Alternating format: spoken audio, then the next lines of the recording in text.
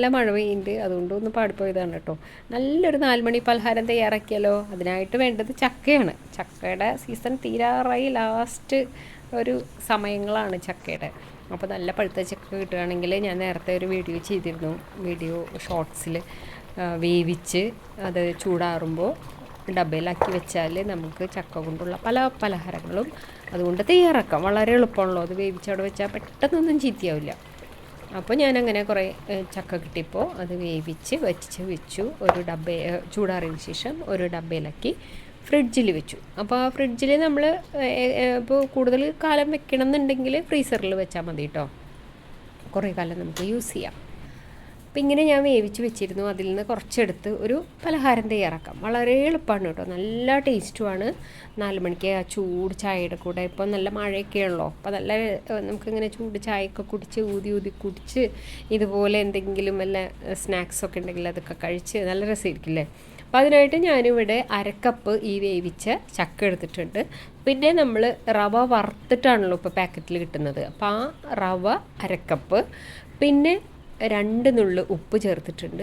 പിന്നെ ശർക്കര ഉരുക്കിയത്, നല്ല തിക്കായിട്ടുള്ള ശർക്കര ഉരുക്കിയത് 1 ടേബിൾ സ്പൂൺ. ഓൾറെഡി ചക്കയ്ക്ക് ഒരു മധുരം ഉണ്ടല്ലോ, അപ്പോൾ അതുകൊണ്ട് ഞാൻ 1 ടേബിൾ സ്പൂൺ അത് മതി. അപ്പോൾ നല്ലൊരു മധുരം കിട്ടും. അപ്പോൾ അതൊക്കെ ചേർത്ത് നന്നായിട്ടൊന്ന് മിക്സ് ചെയ്യണം. ചക്കയും റവയും ശർക്കരയും ഉപ്പും ഒക്കെ നന്നായിട്ടൊന്ന് മിക്സായി കിട്ടാൻ വേണ്ടിയിട്ട് കൈകൊണ്ട് തന്നെ നന്നായിട്ടൊന്ന് മിക്സ് ചെയ്ത് കുറച്ച് നേരം ഇവിടെ മാറ്റി വയ്ക്കണം.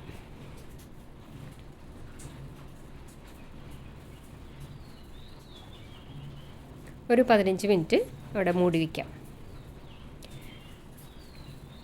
ഇനി 15 മിനിറ്റിന് ശേഷം നമുക്കിതിലേക്ക് 1 ടേബിൾ സ്പൂൺ വറുത്ത അരിപ്പൊടി, പത്തിരിപ്പൊടിയില്ലേ, അത് ചേർത്ത് കൊടുക്കാം. പിന്നെ ബേക്കിംഗ് സോഡ ഒരു 2 നുള്ള് ചേർത്ത് കൊടുക്കാം. പിന്നെ കുറച്ച് തേങ്ങ ചെറുതാക്കി കട്ട് ചെയ്തത് അതൊരു 1/4 കപ്പ് ചേർത്ത് കൊടുക്കാം. ഇനി അത് എല്ലാം കൂടെ ചേർത്ത് വീണ്ടും ഒന്ന് നന്നായിട്ട് മിക്സ് ചെയ്തെടുക്കാം.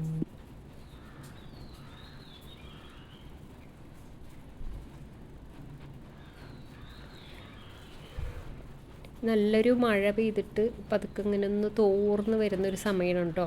പക്ഷെ ഇവിടെ മഴ തോർന്ന് ഉടനെ തന്നെ അടുത്ത മഴ, ഭയങ്കര ഗംഭീര മഴ പെയ്യും. അങ്ങനെയാണ്, പെട്ടെന്നൊരു കാറ്റ്, പെട്ടെന്നൊരു മഴ, പെട്ടെന്ന് നിൽക്കുക. ഭയങ്കര എന്തൊക്കെയോ പ്രതിഭാസങ്ങൾ ഇപ്പോൾ പുതുതായിട്ട് നടക്കുന്നുണ്ട്. അപ്പോൾ എല്ലാം നന്നായിട്ട് മിക്സ് ചെയ്ത് കഴിഞ്ഞു. ഇനി വെളിച്ചെണ്ണ ചൂടാക്കാനായിട്ട് വെച്ചിട്ടുണ്ട്. നന്നായി ചൂടായതിന് ശേഷം ഫ്ലെയിം ഒരു മീഡിയം ഫ്ലെയിമിലേക്ക് മാറ്റണം. ഇനി നമുക്ക് ഈ തയ്യാറാക്കി വെച്ച മാവിൽ നിന്ന് ഈ ചേമ്പപ്പം തയ്യാറാക്കുന്ന ആ ഒരു ഷേപ്പിൽ ഇട്ട് കൊടുക്കാം. കുറേശ്ശെ ഇട്ട് കൊടുക്കാം.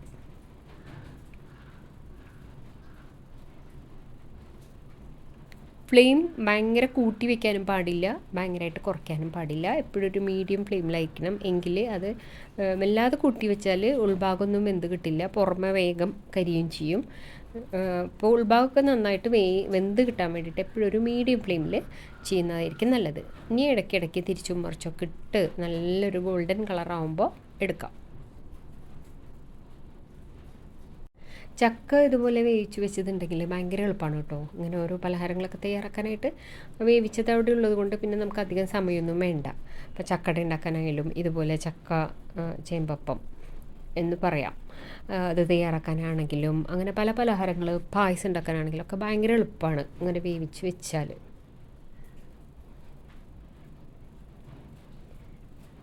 അപ്പോൾ ഇത് നല്ലൊരു ഗോൾഡൻ കളറായിട്ടുണ്ട്. ഇനി ഇത് എടുക്കാം. അപ്പോൾ ഒരു ടിഷ്യൂ പേപ്പർ വെച്ച് അതിലേക്ക് എടുക്കാം. എണ്ണയൊന്നും അങ്ങനെ കുടിക്കൊന്നുമില്ല കേട്ടോ. നല്ലൊരു അധികം എണ്ണ കുടിക്കാത്തൊരു പലഹാരമാണ്.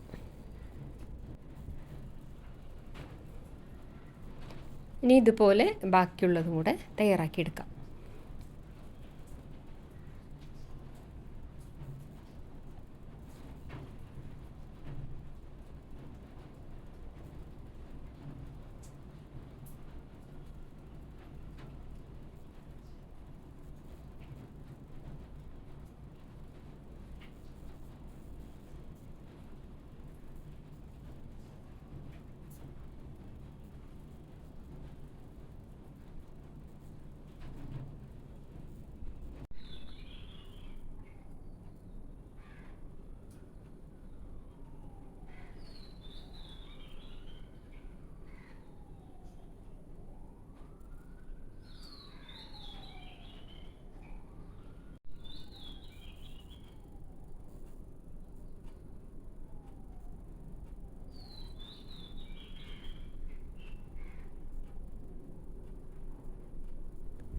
അപ്പോൾ മാവ് മുഴുവൻ കഴിഞ്ഞിട്ടുണ്ട്. ഈ ഒരു അളവിൽ ഒരു 18 എണ്ണം കിട്ടിയിട്ടുണ്ട്.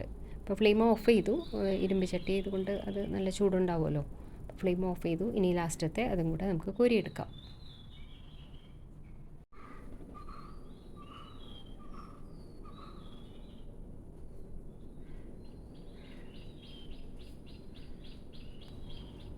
ഇപ്പം നമ്മുടെ ചക്ക ചേമ്പപ്പം റെഡി ആയിട്ടുണ്ട്. നല്ല ടേസ്റ്റുള്ളൊരു 4 മണി പലഹാരമാണത്. പെട്ടെന്ന് തയ്യാറാക്കാൻ പറ്റും. റവ ചേർത്തത് കൊണ്ട് ഒരു തരിതരിപ്പ് ഉണ്ടാവുമല്ലോ, അത് നല്ല ടേസ്റ്റ്, കഴിക്കാനായിട്ടൊരു പ്രത്യേക സുഖമാണ്. പിന്നെ അതുപോലെ ആ തേങ്ങാക്കൊത്തൊക്കെ ഉള്ളത് കൊണ്ട് ഒന്നുകൂടെ ടേസ്റ്റ് കൂടും. അപ്പോൾ ചക്കയൊക്കെ ഇരിപ്പുണ്ടെങ്കിൽ ഇതുപോലെ ഒന്ന് പെട്ടെന്ന് തയ്യാറാക്കാമല്ലോ. അപ്പോൾ ഒന്ന് തയ്യാറാക്കി നോക്കിക്കോളൂ, എന്തായാലും ഇഷ്ടപ്പെടും.